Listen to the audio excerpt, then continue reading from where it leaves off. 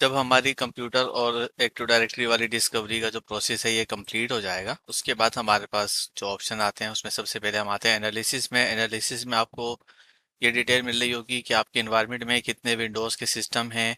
और अगर आप उसको स्पेसिफिकली देखना चाहें कि इसमें कौन कौन से मशीन्स हैं, तो इस तरह से आप मशीन्स को वो भी देख सकते हैं, किस किस मशीन का एक्सेस इसमें है।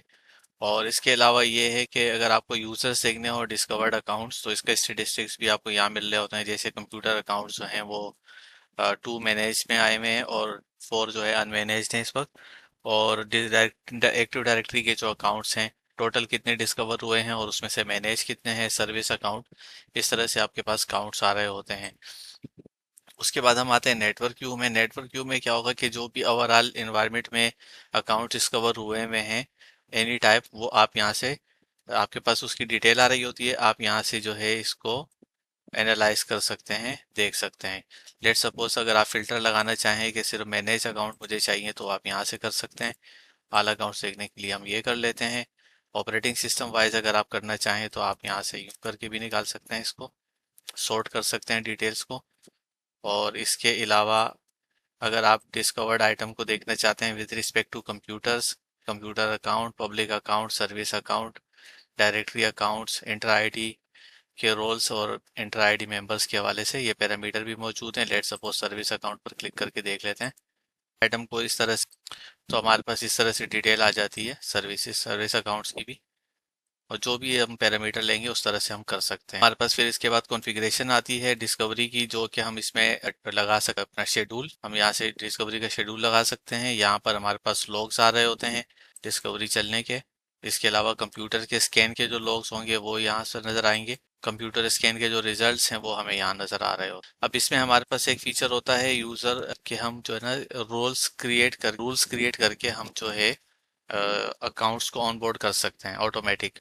तो उसके लिए हम क्या करेंगे, यहाँ से क्रिएट रूल्स पर आएंगे और रूल्स की दो टाइप्स हैं हमारे पास, अकाउंट्स और डिपेंडेंसीज। हम अकाउंट्स ले लेंगे और यहाँ पर जो है इसका नाम वगैरह डिफाइन करेंगे। और ये हमारे पास पैरामीटर्स हैं। पैरामीटर्स में क्या होता है कि आप ये देते हैं कि जो भी अकाउंट डिस्कवर हुआ है उसका जो कंप्यूटर का नाम है उसमें क्या वर्ड होना चाहिए, जो अकाउंट डिस्कवर हुआ है उसके अंदर कौन सा वर्ड होना चाहिए, और जो उसका ऑपरेटिंग सिस्टम है वो क्या होना चाहिए। ठीक है, मैनेज अकाउंट्स का मतलब ये होता है कि फिर ये सीक्रेट आपको क्रिएट करके दे। तो मैंने एक सीक्रेट इसका क्रिएट किया हुआ है रूल, तो मैं आपको जल्दी से इसका ओवरव्यू करवा देता हूँ। तो अगर पहले से क्रिएटेड रूल होता है तो उसको हम व्यू रूल्स में देख सकते हैं। ठीक है, अब मैंने यहाँ पर रूल्स क्रिएट किए हुए, तो मैं एक रूल आपको ये दिखा देता हूँ। जैसे कि मैंने एक रूल क्रिएट किया हुआ था, ठीक है, तो मैं इसका आपको ओवरव्यू करवा देता हूँ। इसमें क्या होगा, सबसे पहले आपने नाम देना है, इसकी डिस्क्रिप्शन, और रूल एक्टिव करना है या इनएक्टिव रखना है, उसका चेक मार्क। इसके बाद हमारे पास इसमें आता है फिल्टर। फिल्टर में क्या होता है कि हमारे पास पैरामीटर है कि आपका जो अकाउंट है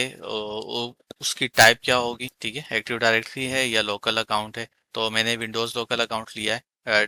इसमें क्या होता है, ये स्कैन टेम्पलेट की बात कर रहा है। जो हम एक्टिव डायरेक्टरी का स्कैन लगा रहे होते हैं तो उसमें जो स्कैनर होते हैं, तो ये उसकी बात कर रहा है कि कौन से टेम्पलेट के जो रिजल्ट हैं वो आप उस पे काम करना चाह रहे हो आप। तो यहाँ पर हमने दे दिया है कंप्यूटर के नाम में अगर एच ए लिखा हुआ हो और जो अकाउंट है उसके वर्ड में टेस्ट लिखा हुआ होना चाहिए। तो मैचिंग कंडीशन जो है वो मैंने रख दी है, कंप्यूटर का नाम और अकाउंट का जो नाम है, ये जो दोनों पैरामीटर हैं ये मैच हो तो फिर ये रूल चले। इसके बाद फिर आता है हमारे पास सीक्रेट का ऑप्शन। सीक्रेट में क्या है, अगर आप सीक्रेट क्रिएट करना चाहते हैं इसका, तो आप यहाँ से इसको चेक मार्क कर देंगे। क्रिएट सीक्रेट पर आप क्लिक करेंगे। अब यहाँ पर ये पूछा जा रहा है कि जो सीक्रेट का टेम्पलेट यूज करना है वो कौन सा वाला यूज करना है। तो वे मैंने विंडोज अकाउंट मेरे पास आ गया, क्योंकि इसका जो स्कैनर था वो भी विंडोज लोकल अकाउंट का था। तो यहाँ पर ऑप्शन भी एक ही आ रहा है और यहाँ सीक्रेट हमने डिफाइन कर देना है साथ में। सीक्रेट डिफाइन होने के बाद हम क्या करेंगे कि यहाँ पर जो हमें सीक्रेट का पासवर्ड चाहिए, जो यूज़र सीक्रेट का नाम आना चाहिए, वो हम यहाँ से कर लेंगे। और अगर जो सीक्रेट क्रिएट होकर आ रहा है उसकी जो परमिशन हमें चाहिए वो हम यहाँ से सेट कर लेंगे। साइट हम यहाँ डिफाइन कर लेंगे।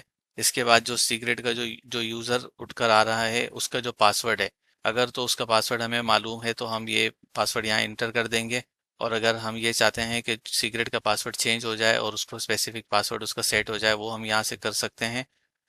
और अगर रैंडम पासवर्ड जनरेट करना हो तो वो भी कर सकते हैं। इसके अलावा हम यहाँ पर जो है जो क्रेडेंशियल, अगर हम अकाउंट ऑन बोर्ड कर रहे हैं और अगर हमें पासवर्ड मालूम ना भी हो, तो अगर हमें अकाउंट को ऑन बोर्ड करना है तो उसके लिए हम यहाँ पर कोई प्रिविलेज अकाउंट शेयर कर रहे होंगे। अलर्ट अगर हमें चाहिए तो हम यहाँ से अलर्ट पर लगा देंगे।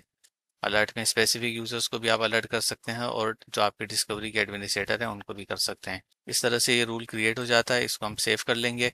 अब जब भी डिस्कवरी का चलेगी तो ये जो यहाँ पर हमारे पास मैचेस आ रहे होते हैं इसके अंदर, और फिर क्या होगा, जो भी हमारे रूल के हिसाब से मैचेस होकर सीक्रेट बनेंगे वो हमें जो फोल्डर हमने डिफाइन किया हुआ है वहां पर मिल रहा हूँ। जैसे कि हमारे पास यहाँ पर विंडोज पे सीक्रेट के मैंने ये वाए हैं, तो यहाँ पर मेरे पास ऑटोमेटिकली बने हुए आ रहे हैं। तो जो यूज़र इसमें इनको यूज़र डिस्कवरी को मिला है उसने यहाँ पर खुद ब खुद इसका सीक्रेट यहाँ पर ऑनबोर्ड करके दे दिया। इस तरीके से हम मल्टीपल पैरामीटर्स पर जो है मल्टीपल रूल्स क्रिएट कर सकते हैं।